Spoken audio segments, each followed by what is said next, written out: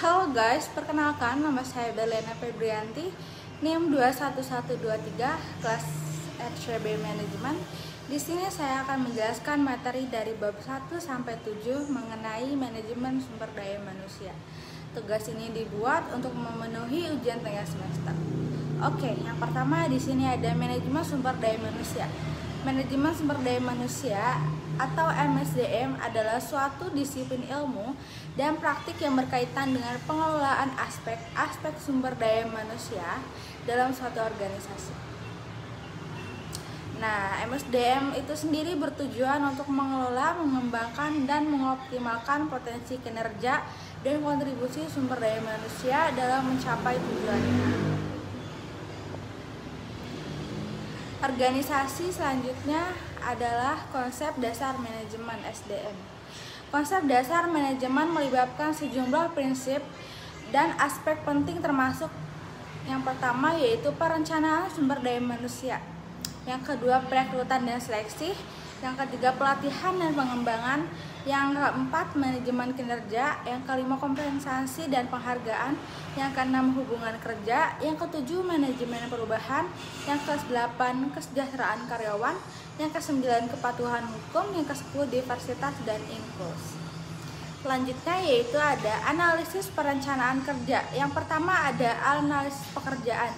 Analisis pekerjaan adalah proses pengumpulan dokumentasi dan penilaian informasi yang berkaitan dengan pekerjaan tertentu di organisasi. Tujuannya untuk memenuhi tugas, tanggung jawab, kualifikasi, dan karakteristik pekerjaan. Yang kedua, perencanaan pekerjaan. Perencanaan pekerjaan adalah proses mengatur, memodifikasi pekerjaan agar lebih efisien, bermakna, dan sesuai dengan tujuan organisasi serta kebutuhan karyawan. Tujuan untuk meningkatkan produktivitas, motivasi karyawan, kepuasan kerja, dan mencapai tujuan organisasi. Selanjutnya itu perencanaan SDM. Perencanaan SDM adalah proses sistematis untuk meramaikan permintaan demand dan penawaran atau supply SDM di masa depan. Tujuannya untuk menentukan jumlah karakteristik masing-masing atau usia pendidikan, kehilangan sifat, dan lain sebagainya yang dibutuhkan organisasi untuk mencapai tujuan strategi operasional dan fungsional. Selanjutnya di sini ada SDM perekrutan dan seleksi. Yang pertama di sini ada definisi rekrutmen. Rekrutmen adalah proses menarik, screening, dan memilih orang yang memenuhi syarat pekerjaan. Tujuan rekrutmen. Tujuan rekrutmen digunakan untuk memperoleh dan menyediakan sejumlah tenaga kerja yang memenuhi kualifikasi yang dipersyaratkan untuk kebutuhan seleksi. Metode rekrutmen. Yang pertama ada metode terbuka, yang kedua metode tertutup. Strategi rekrutmen. Yang pertama perencanaan rekrutmen, yang kedua di mana tempat rekrutmen, yang ketiga posisi masuk, yang keempat pencari pelamar, yang kelima memikat pelamar. Selanjutnya itu pengenalan, penempatan, dan pemberhentian. Pengenalan adalah aktivitas yang menyangkut pengenalan individu terhadap organisasi. Penyediaan landasan bagi karyawan baru agar berfungsi secara efektif dan menyenangkan pada pekerjaan yang baru. Penempatan karyawan berarti mengalokasikan karyawan pada posisi kerja tertentu.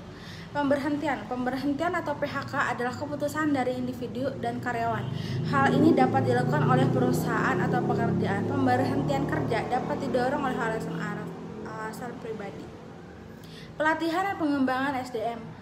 Makna pentingnya pelatihan dan pengembangan SDM. Yang pertama, peningkatan produktivitas. Yang kedua, meningkatkan retensi karyawan. Yang ketiga, peningkatan kualitas produk dan layanan. Manfaat pelatihan dan pengembangan SDM bagi organisasi. Yang keempat, kolaborasi tim yang efektif, pemimpin yang kuat dan berkualitas, inovasi dan kreatif. Pengembangan karir, pengertian pengembangan karir atau career development merupakan salah satu subfungsi dari ruang lingkup utama MSDM, yaitu pengembangan tenaga kerja human resource development, di mana selain dari pengembangan karir juga terdapat subfungsi lainnya yaitu pelatihan dan pengembangan atau training dan development. Tujuan utama pengembangan karir adalah untuk meningkatkan kinerja karyawan agar lebih efektif dan efisien dan memberikan hasil yang memuaskan. Segitu saja penjelasan dari saya, kurang lebihnya mohon maaf. Terima kasih atas perhatiannya. Wabillahi taufiq wal hidayah. Wassalamualaikum warahmatullahi wabarakatuh. Bye.